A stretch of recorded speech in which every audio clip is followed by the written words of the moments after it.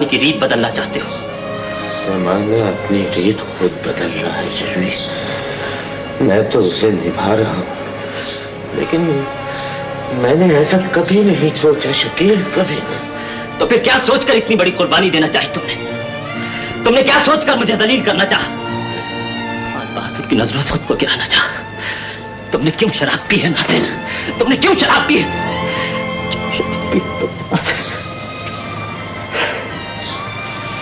तुम मेरे लिए इतनी कुर्बानी देना चाहते हो, लेकिन ऐसा कभी नहीं होगा नासिर, ऐसा कभी नहीं होगा। ऐसा जरूर होगा शकील। मैं दोस्ती की बाजी हार कर मोहब्बत की बाजी नहीं जीतना चाहता।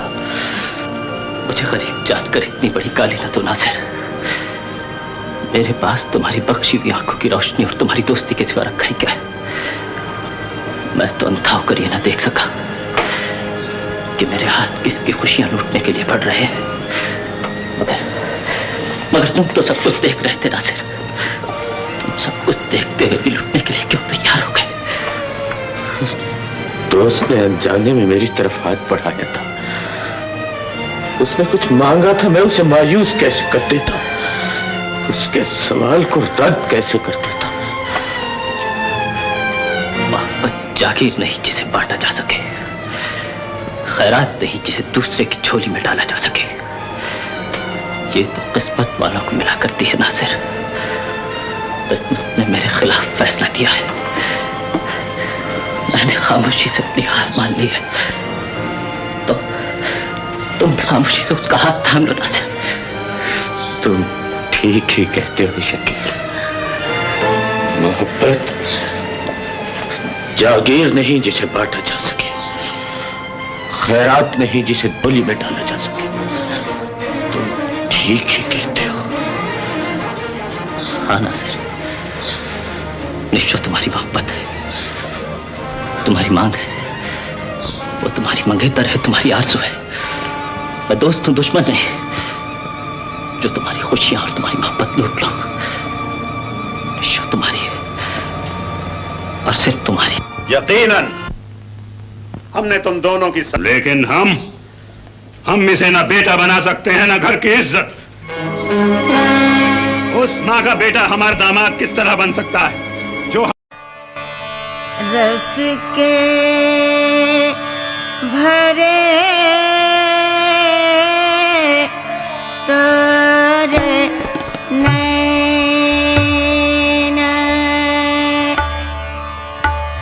अजीब इश्क था। पहले पुलिस वालों को मारा, फिर बैंकों और दुकानों को लूटा, और जब तबाह करने को कुछ न बचा तो हमारे सपनों को आग लगा दी। कराची में कैपरी, निशात, बेम्बिनो और प्रिंस सनमा को ही आग नहीं लगाई गई, बल्कि कई नस्लों के सपने भी जलकर राख हुए। लेकिन अगर एक हाथ में पेट्रोल का डब्बा हो और दूसरे में माचिस और दिल में इश्क रसूल, तो ख्वाबों, यादों और माजी की बातों की क्या अहमियत रह जाती है। आग लगाने वाले गुनाहों की इस बस्ती को जलाकर राख करना चाहते हैं और हमें बताते हैं कि इस मलबे से एक सालेह रियासत तामीर होगी। लेकिन जब तक वो जन्नतुल फिरदौस मौजूद में नहीं आती, क्यों न अपने सपनों की राख हो जाने वाली वादी की सैर कर लें। दोस्तों, यही वो जगह है जहां हमने पहली दफा वहीद मुराद को ज़ेबा की मोहब्बत में गिरफ्तार होते देखा था। फिल्म आईना के यक्के बाद दीगरे 4 शो देखे थे। गन्स ऑफ न्यूरॉन को गरीते देखा था, और यहीं पर जेम्स बॉन्ड से भी पहला तारफ हुआ था। यौम इश्क बनाने वालों के लिए हो सकता है कि ये इमारतें शैतान का मस्कन हों, लेकिन एक पूरी नस्ल की यादें यहाँ पर दफन हैं। कज़न पहली दफ़ा डेट पर यहीं गया था। अंकल ने लॉरेंस ऑफ अरेबिया के पहले शो के टिकट किस तगदो से हासिल किए थे और कैसे स्कूल से भागकर यहाँ पर ही रांझा देखी गई थी। इस मलबे के ढेर को देखें और सोचें कि ये मकामात इस शहर की समाजी ज़िंदगी का मरकज़ थे। فلموں کے پریمیئر پر یہاں جنرل اور وزیر موجود ہوتے تھے۔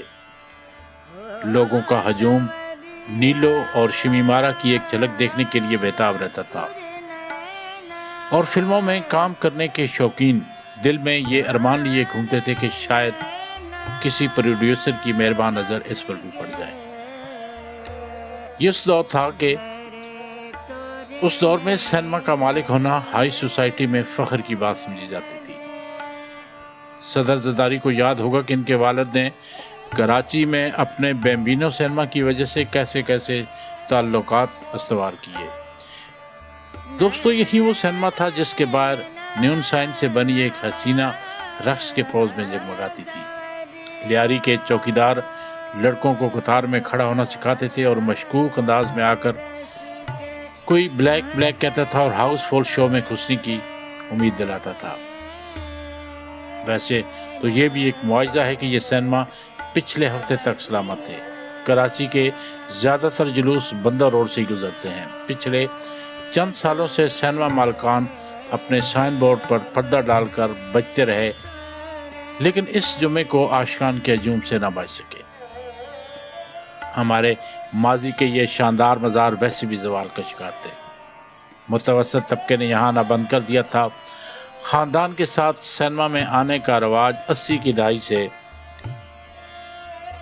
ختم ہونا شروع ہو گیا تھا۔ خوشحال لوگ گھروں میں بیٹھ کر ٹی وی اور ویڈیو دیکھتے۔ ظاہر ہے جس طرح کے گاہک اس طرح کمال۔ یہاں پر زیادہ تر پنجابی اور پشتے فلمیں دکھائی جانے لگی۔ دیکھنے والے زیادہ تر مزدور پیشہ لوگ اور فلمیں انجمن اور سلطان راہی کی۔ پھر ایک وقت آیا کہ دبئی سے درم آنے شروع ہوئے تو سینما گرائے جانے لگے اور ان کی جگہ شاپنگ پلازے بننے لگے۔ ایک وقت وہ بھی تھا کہ کراچی میں 120 سینما تھے، اب صرف 35 ہیں۔ شہر کے مرکز میں یہ 4-5 سینما ہی بچے تھے۔ اب کراچی کے مرکز کو اسی برائی سے مکمل نجات مل گئی ہے۔ یہی نہیں، گزشتہ ہفتے لانڈی اور قائد آباد میں بھی 2 سینما جلائے گئے۔ یہ واحد جگہ تھی جہاں شام کو تھکے ہارے مزدور تفریح کے لیے جا سکتے تھے۔ سینما ایک طرح سے پاکستانی معاشرے کا آئینہ تھا۔ یہ وہ جگہ تھی جہاں امیر، غریب، مرد، عورت سب اکٹھے بیٹھ کر ایک ہی فلم دیکھتے تھے، اپنی اپنی حیثیت کے مطابق، کوئی گیلری میں تو کوئی سب سے اگلے بنچوں پر، لیکن بیٹھتے سب ایک ہی چھت کے نیچے تھے۔